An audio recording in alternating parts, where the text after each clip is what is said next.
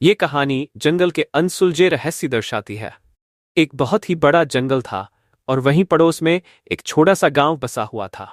वहां रहने वालों की आबादी बहुत कम थी और वहां के लोगों का जीवन भी बहुत सामान्य था।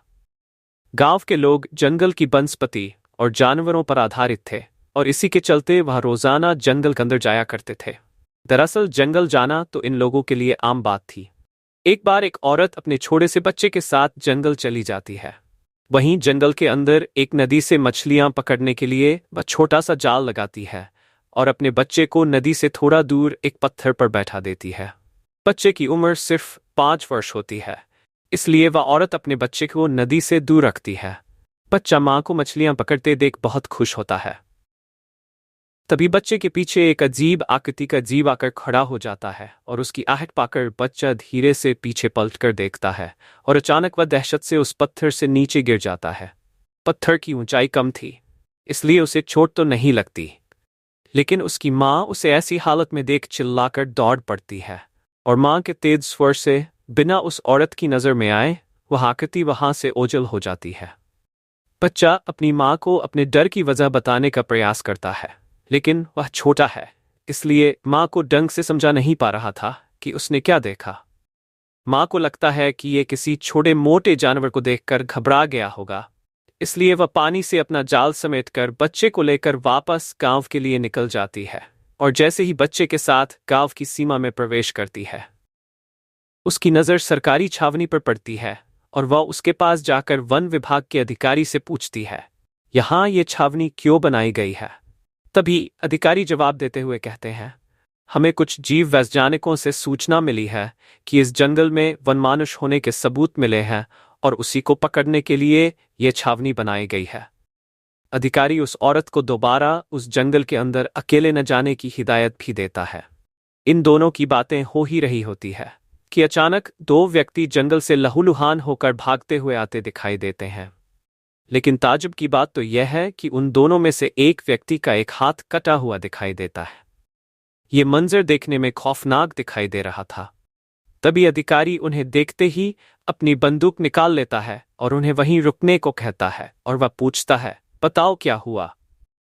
लेकिन उसमें एक आदमी बेहोश हो जाता है और दूसरा इस हालत में नहीं होता कि वह कुछ बता सके। वन विभाग के अधिकारी उन दोनों को अपनी गाड़ी में हॉस्पिटल ले जाते हैं और इस घटना का पता चलते ही सारे गांव में सन्नाटा छा जाता है। लोग इतनी दहशत में आ जाते हैं कि वह अपने घरों से निकलना ही बंद कर देते हैं। उन्हें एक अनदेखे खतरे ने घरों में रहने पर मजबूर कर दिया था और वहां दूसरी तरफ वन विभाग के अधिकारियों के कान उखरान खड़े हो जाते हैं और वह कुछ सुरक्षाकर्मियों के साथ जंगल की जांच करने का आदेश दे देते हैं और आदेश मिलते ही 10 लोगों की एक टुकड़ी तैयार की जाती है, जिसे बेहतर हथियारों के साथ जंगल भेजा जाता है और उनकी वर्तमान स्थिति का पता लगाने के लिए उनके जूतों में GPS ट्रैकर भी लगाया जाता है और सभी कमांडो को हेलीकॉप्टर की मदद से जंगल के बीचों बीच उतारा जाता है। सुरक्षाकर्मी जंगल में उतरते ही चारों दिशाओं में फैल जाते हैं और जंगल का चप्पा चप्पा छानने लगते हैं। तभी कुछ घंटे गुजरते ही जंगल से गोलियों की आवाज सुनाई देने लगती है। यहां सभी गांव वाले सोचने लगते हैं कि आज वह वनमानुष नहीं बचेगा जिसने इतने लोगों की हत्या की है और कुछ देर में जंगल से गोलियां की आवाज आना बंद हो जाती है। सभी को लगता है कि सुरक्षाकर्मियों ने अपने काम को अंजाम दे दिया, लेकिन वन विभाग के अधिकारी जंगल में गए सुरक्षाकर्मियों से संपर्क नहीं बना पा रहे थे। उन्हें उनकी GPS लोकेशन तो मिल रही थी, लेकिन वायरलेस में उनकी कोई भी हलचल सुनाई नहीं दे रही थी। तभी अधिकारी ने ड्रोन कैमरा की मदद से जंगल का जायजा लेते हैं और उन्हें कुछ सुरक्षाकर्मियों की लाशें दिखाई देती है और जैसे ही ड्रोन को उनके पास ले जाया जाता है तो पता चलता है कि उन सभी के शरीर से कई अंग गायब है। वन विभाग के अधिकारियों का सुरक्षाकर्मियों की ऐसी हालत देख मनोबल टूट जाता है और वह अपनी हार मान लेते हैं। उन्हें समझ में आ जाता है कि इस संकट को रोकना उनके लिए संभव नहीं है और ये बात वह अनुसंधान केंद्र के वैज्ञानिकों तक पहुंचा देते हैं।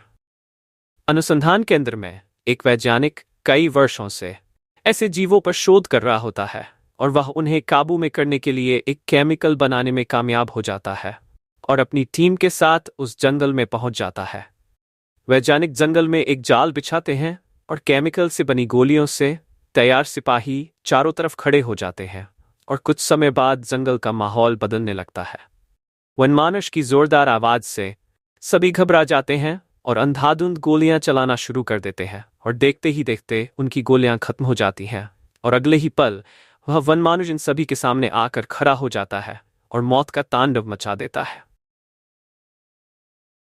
लेकिन वैज्ञानिक अपने साथ एक पिस्टल लाया होता है जिसमें उसने केमिकल से बनी बुलेट लोड की थी, और जब वनमानुष एक एक करके सभी सिपाहियों को मार रहा होता है तो वैज्ञानिक धीरे से निशाना लगाते हुए वनमानुष के सर में गोली मारता है और कुछ ही सेकंड में वनमानुष जमीन में गिर जाता है।